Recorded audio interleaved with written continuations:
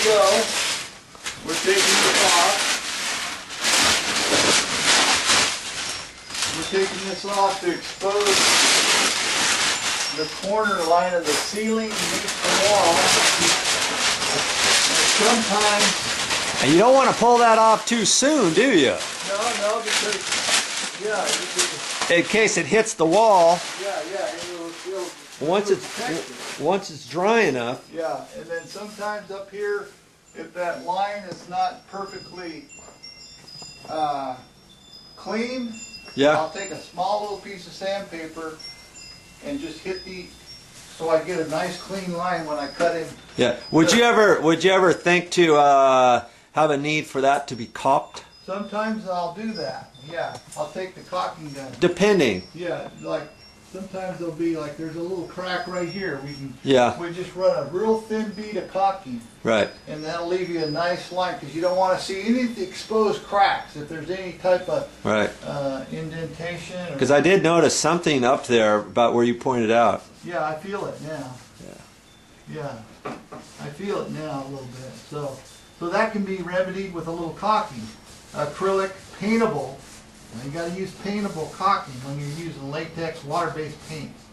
Make sure it's paintable. Right. Because if it's not, if it's 100% silicone, it won't. The paint won't adhere to it. You know, I've seen some stuff now where they claim it's silicone that's paintable, but you still have to look on the caulking tube to make sure, because as you say, some of it does not paint over. Yeah, you're right on that. You're right on that because yeah, some of it.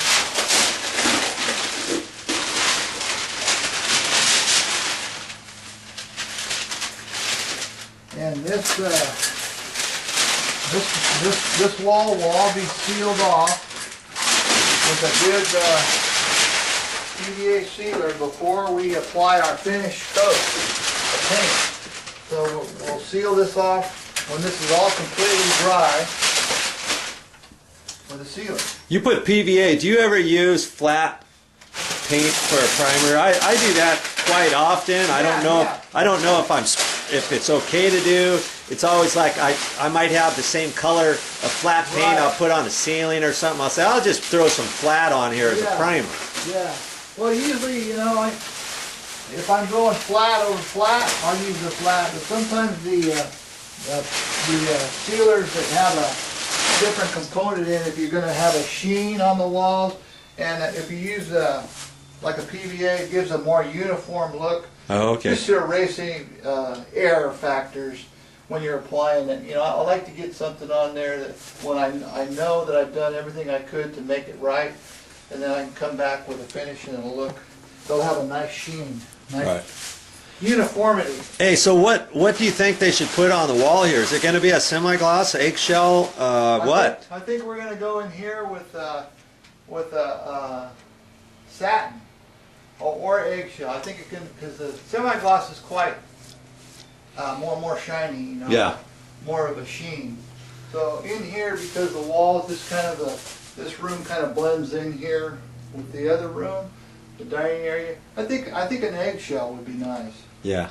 Yeah, because it's kind of separate from the actual kitchen area, even though it's a kitchenette. Yes, and we're keeping the ceiling with the flat. That's going to be flat. And then we'll go with a transition eggshell so it's not a drastic look. It's be a nice finished look. And then you'll put SemiGloss up here on this ceiling?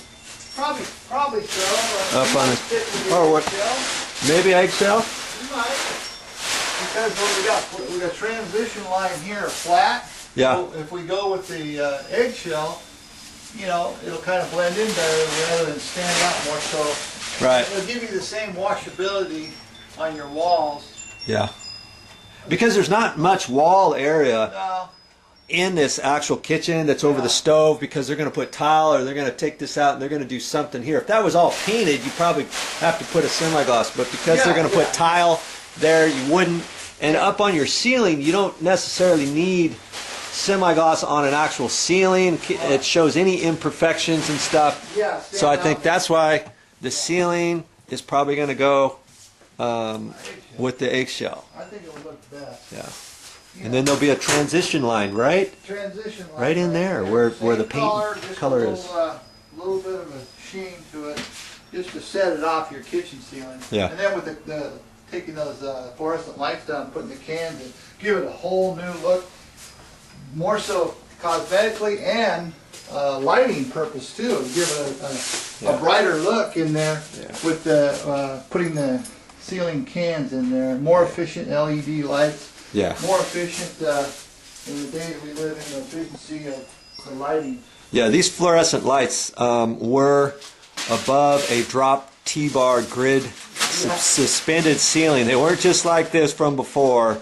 They had a ceiling in here, and all the panels were diffused 2x4 panels that fit in a T-bar grid system. We're taking all that off and making this look a little bit nicer. It's going to make the kitchen look a little bit bigger with the painted ceiling, different lights in there, and a higher ceiling, as a matter of fact. So, yeah, with just a little bit of money, they're actually changing out the kitchen area, making it look really nice.